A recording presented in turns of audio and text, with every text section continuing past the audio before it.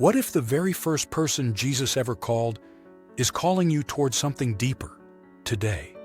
November 30th is the feast of St. Andrew the Apostle, the first follower of Jesus, the one whose simple yes changed the world. Andrew was born in Galilee in the early 1st century. He was a fisherman by trade. His life was simple, quiet, ordinary.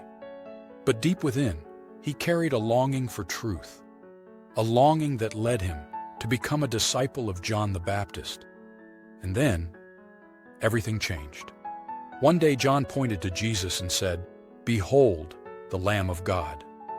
Andrew followed him, not because he understood everything, but because something in his heart recognized the voice he had waited for all his life. He stayed with Jesus that day, and after encountering him, Andrew did something remarkable.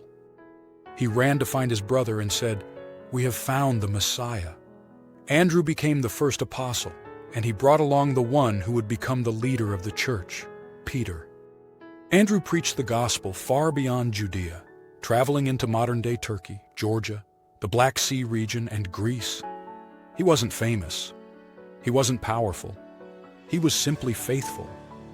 And God used his faithfulness to open nations to Christ.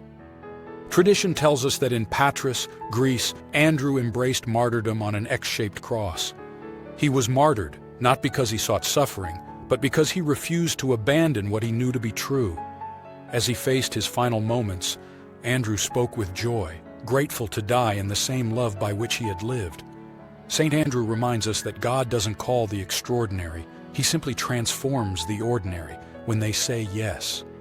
St. Andrew the Apostle, pray for us.